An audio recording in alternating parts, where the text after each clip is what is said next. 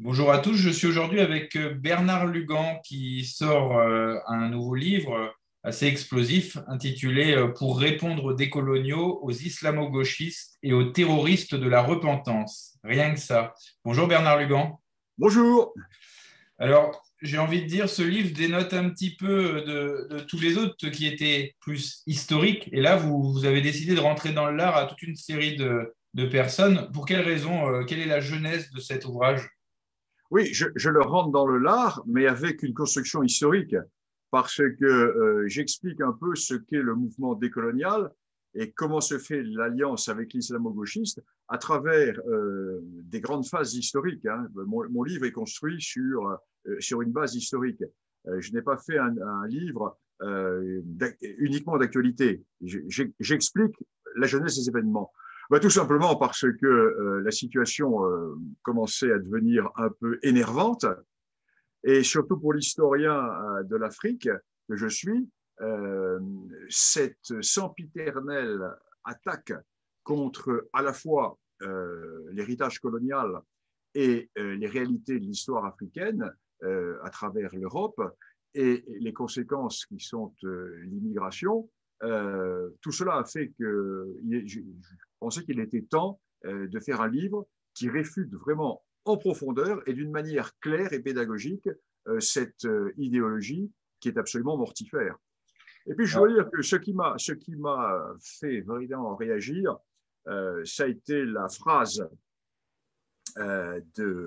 d'Afsa Aksar, vous savez, la présidente de l'UNEF, mademoiselle Afsa Aksar, qui le jour de l'incendie de Notre-Dame de Paris, donc le 15 avril 2019, a tweeté la phrase suivante, je cite, hein, je cite, je m'en fiche de Notre-Dame de Paris, car je m'en fiche de l'histoire de France. Voilà, on s'en balèque, oui, on s'en balèque, vous voyez ce qu'on peut se battre. Objectivement, c'est votre délire de petit blanc. Alors là, maintenant ça suffit, et ils veulent la guerre, on va la faire. Alors justement, cette guerre-là, vous la faites de manière piquante et en même temps historique. Votre première partie, par exemple, est consacrée à ces gauches qui, en fait, sont les mères des mouvements décoloniaux aujourd'hui. Oui, Je vous laisse expliquer oui, juste. oui, oui, tout à fait, tout à fait. La gauche porte la responsabilité complète de ce mouvement décolonial. Les décoloniaux sont les enfants de la gauche. Ils sont les enfants de trois gauches. Et j'étudie ces trois gauches, car si l'on ne voit pas cela, on passe à côté de la réalité. La première gauche, c'est la gauche coloniale, qui, par son universalisme, a lancé la colonisation pour des motifs totalement idéologiques. J'y reviendrai tout à l'heure. La deuxième gauche, c'est la gauche tiers-mondiste, doloriste, misérabiliste, christiano-marxiste. Et puis la troisième gauche, eh bien, c'est la gauche universitaire. Mes chers collègues universitaires, qui depuis les années 1960, surtout 70, ont présenté une histoire de l'Afrique totalement à sens unique, militante, présentant la France comme étant un pays ayant exploité l'Afrique, présentant les Blancs comme étant des colonisateurs et présentant tous les problèmes de l'Afrique comme étant les résultats de la colonisation.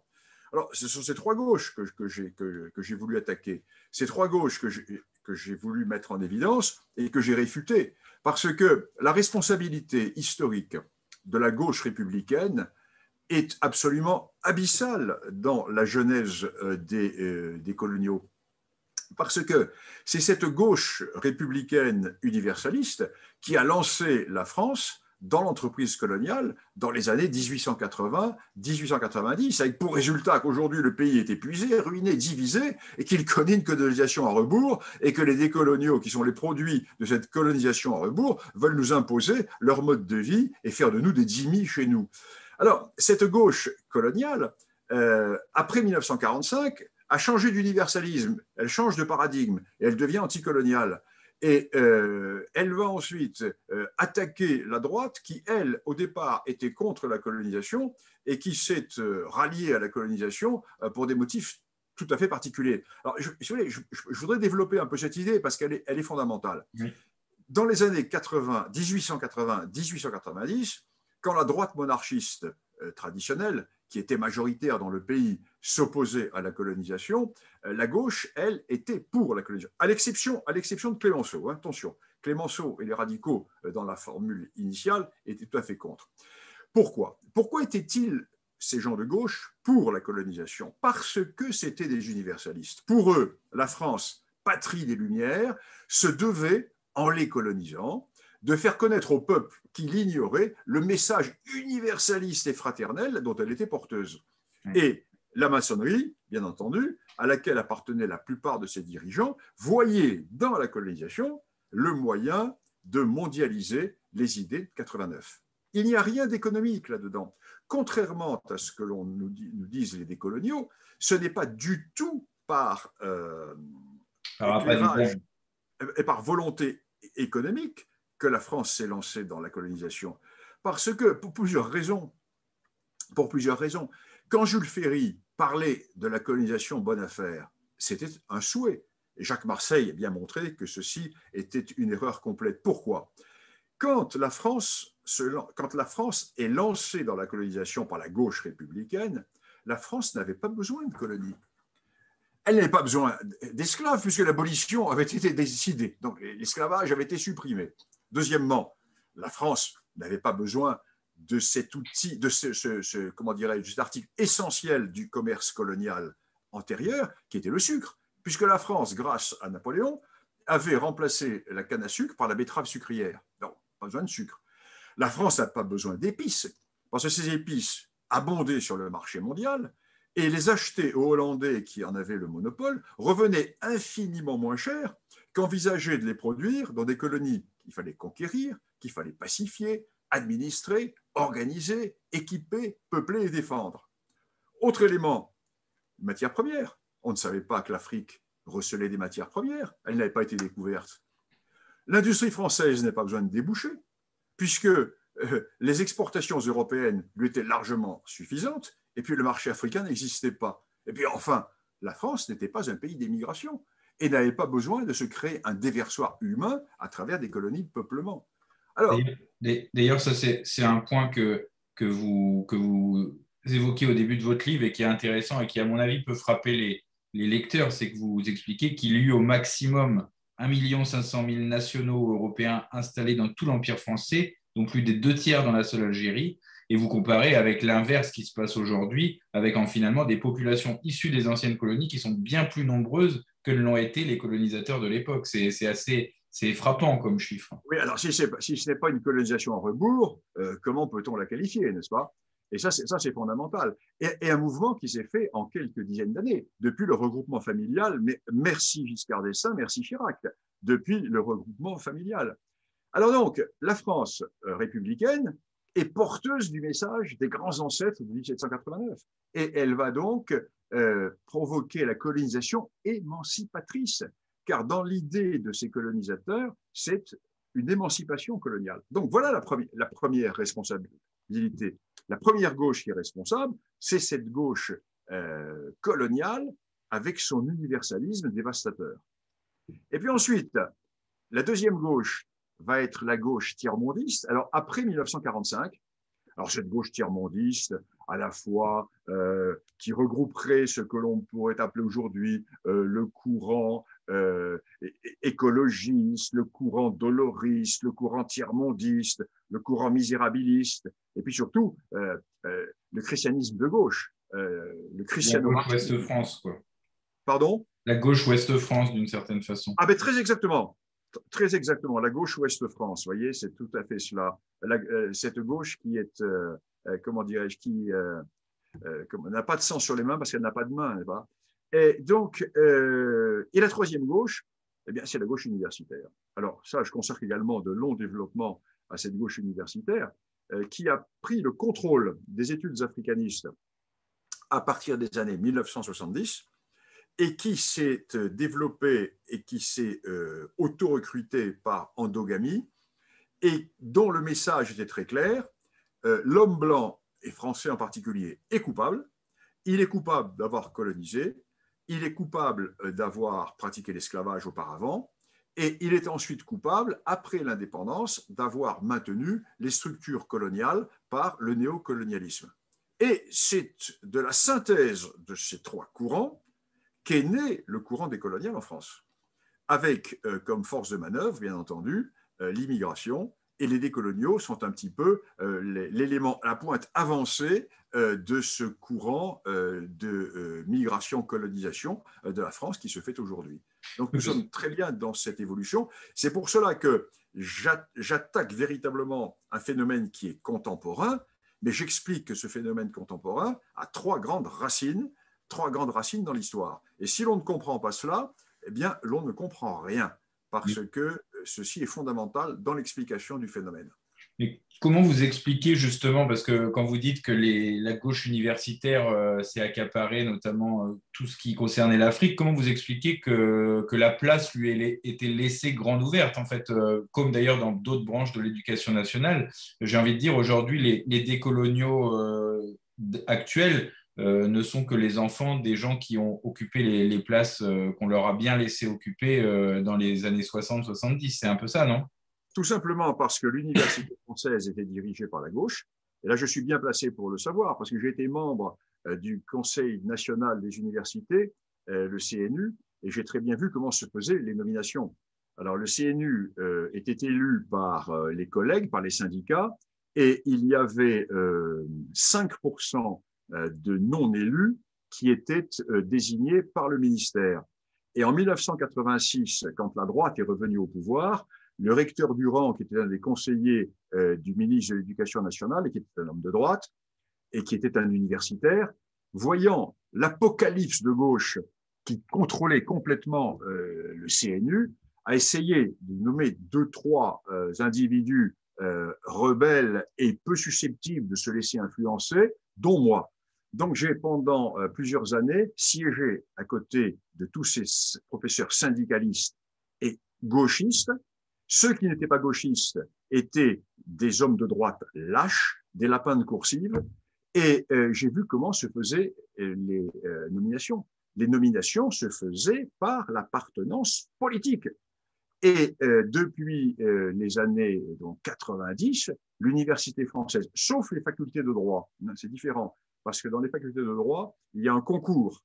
Il y a un concours pour être professeur, il y a le concours, alors que dans les facultés de lettres, à partir du moment où vous aviez votre doctorat, vous aviez des publications et puis vous aviez des commissions qui se réunissaient. Ces commissions étaient tenues par des gens de gauche. Donc, à partir de ce moment-là, la gauche a recruté la gauche. Et vous avez le résultat aujourd'hui, c'est qu'il n'y a plus d'université en sciences humaines. Alors, en droit et en sciences pures, c'est autre chose. En droit, ça tient le choc à peu près. En sciences dures, je ne connais pas le problème. En médecine, bien entendu, ça tient le choc parce qu'il y a des concours. Mais en sciences humaines, lettres, histoire, philosophie, c'est foutu. C'est complètement gangréné. Il n'y a plus rien à faire. Il faut faire comme faisaient les rois de France. Les rois de France avaient très bien compris, quand une institution était pourrie, ils ne cherchaient pas à la maintenir en vie. Ils créaient autre chose à côté. Là, ce qu'il faut faire maintenant, c'est laisser mourir l'université, laisser mourir également Sciences Po, parce que Sciences Po, c'est auto-tué avec ce qui s'est passé les derniers temps. Fait que sur le marché, aujourd'hui, les diplômes de Sciences Po ne sont pas tellement courus vraiment dans le monde du travail. Donc, laisser mourir ce mammouth qui va mourir dans sa graisse et dans son idéologie, et à côté, laisser se créer des institutions privées ou semi-privées ou même étatiques, mais marchant sur des principes traditionnels de l'éducation traditionnelle. Je replonge dans votre ouvrage. Là, il y a quelque chose auquel vous vous attaquez qui est très en vogue aujourd'hui, qui est centré autour de la négritude. Alors, vous appelez d'ailleurs le courant décolonial, vous le qualifiez de racisme noir assumé, mais dans votre livre, vous déconstruisez totalement les fantasmes autour de la négritude. Vous dites que c'est un transfert psychanalytique valorisant. C'est Oui, intéressant parce que ça va vraiment à contre-courant d'une espèce de fantasme, y compris occidental, sur l'homme noir au XXIe siècle.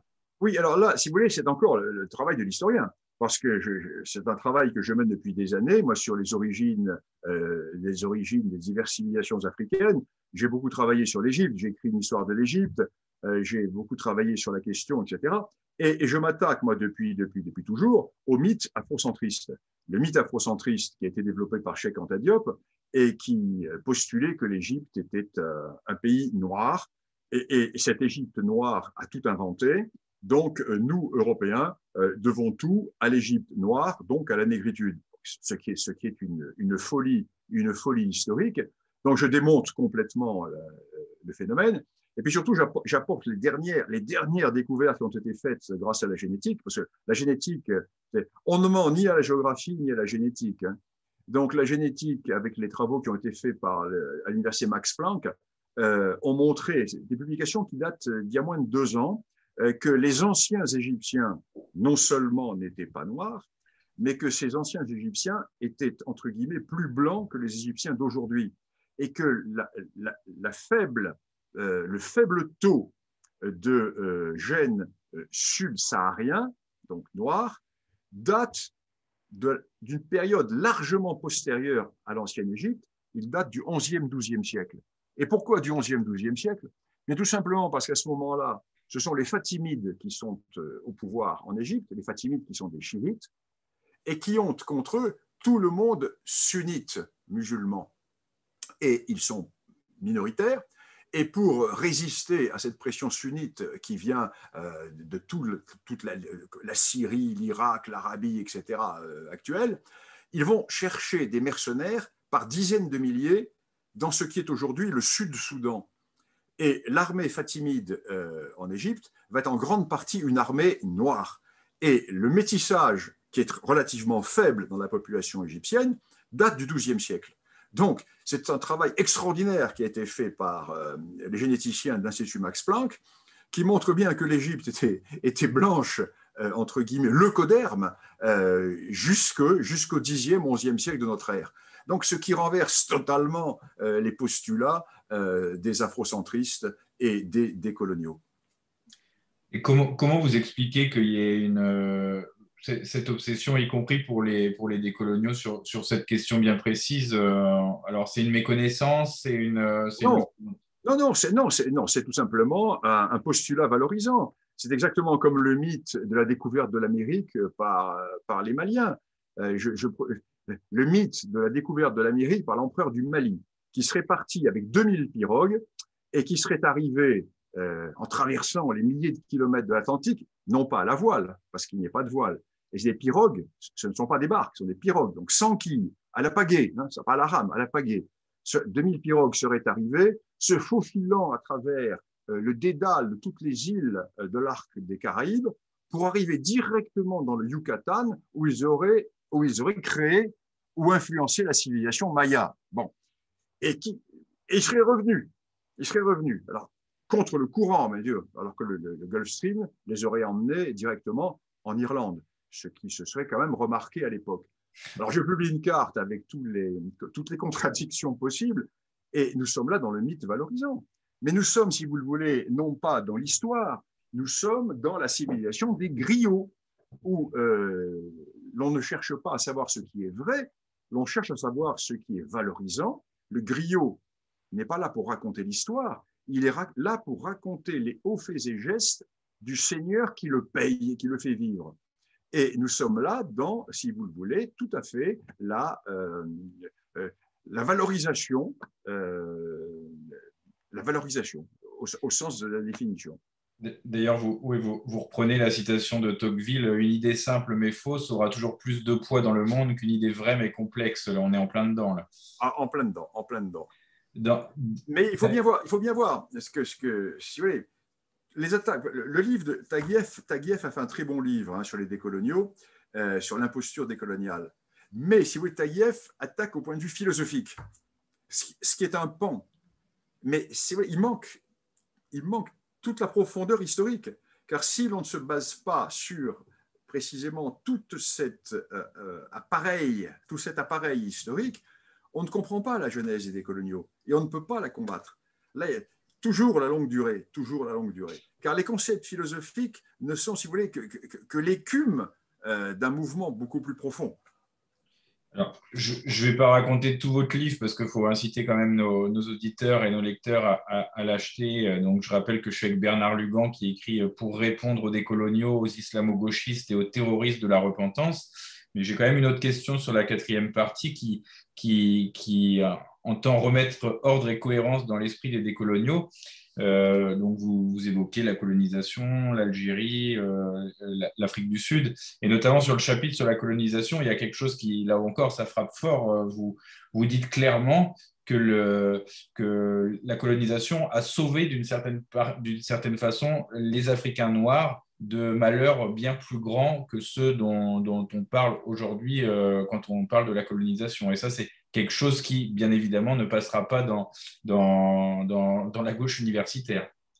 Oui, prenons trois exemples très simples. Premier exemple, le Sahel. Si la colonisation française ne s'était pas faite dans le Sahel, toutes les populations qui vivent le long du fleuve Niger, les Bambara, les Songhai, les Dogons, etc., finissaient comme esclaves. Ils étaient réduits en esclavage par les sultanats djihadistes peuls qui s'étaient développés. La colonisation a libéré ces populations. D'ailleurs, c'est pour cela que se sont engagés en masse dans l'armée française ceux qu'on a appelés les tirailleurs sénégalais, qui en fait n'étaient pas des Sénégalais, c'était des Maliens, c'était des Bambara, parce que le royaume animiste Bambara avait été le dernier à résister à cette expansion des djihadistes Peuls. Deuxième raison, l'Est de l'Afrique. Si la colonisation belge, allemande et britannique ne s'était pas faite, tout le centre et tout l'Est de l'Afrique étaient dépeuplés par les esclavagistes de Zanzibar, qui vidaient complètement cette Afrique par millions d'individus. Et si la colonisation ne s'était pas faite en Afrique australe, les Zoulous étaient en train, eux, d'éthnocider toutes les populations du plateau central de l'Afrique du Sud. Alors, voilà la réalité. La colonisation a été, bien sûr, castratrice pour les peuples qui étaient en expansion, mais la colonisation a été libératrice pour les peuples qui subissaient cette expansion. Alors, la réalité est là. Bernard Lugan, donc, dans votre livre, elle sonne aussi comme un peu comme votre livre, pardon, sonne aussi comme une réponse aux attaques dont vous avez fait l'objet récemment. Je pense à un article de Mediapart. Est-ce que vous considérez ces gens de Mediapart comme les agents de ces décoloniaux, justement, ou de ces islamo-gauchistes? Ah ben, Mediapart fait partie exactement, depuis le début, de cette frange trotskiste ou trotskarde, dont le but est de casser complètement tous les piliers de résistance. Ce sont des révolutionnaires. Ils veulent casser tout ce qui est structure de résistance de façon à pouvoir lancer la grande révolution. Alors, comme il n'y a plus de prolétariat aujourd'hui et que ce qui est resté du monde ouvrier, votre Front National, eh bien, ils rêvent un prolétariat nouveau qui serait le prolétariat migrant, ce prolétariat migrant pris en main par les décoloniaux et pris en main par les islamo-gauchistes. Vous dites en conclusion que pour la droite, l'heure est à la profonde redéfinition des concepts, à l'abandon des nuées, comme le disait Charles Maurras, à la remise en question des anciens modes de pensée. Mais est-ce que l'heure n'est-elle pas également à une certaine forme d'action? Parce que votre livre est une action en lui-même, j'ai envie de dire. Est-ce que c'est ce Oui, genre d'action qu'il faut multiplier sur tous les sujets? oui, l'action doit se faire, mais pas uniquement sur l'action elle-même. Elle doit reposer sur une réflexion et sur un paradigme. Il faut changer de paradigme. Il faut sortir de cette culture de la culpabilité. Il faut sortir. Je commence par une phrase de Nietzsche dans mon livre en disant que la libération commence quand on n'a pas honte de soi-même. Donc, il faut véritablement se remuscler l'esprit, l'identité. Tout passe par l'identité, par l'affirmation de l'identité. Et ensuite, nous verrons. Dans l'immédiat, il y a une reconquête intellectuelle à faire. Là encore, on en revient toujours à Gramsci.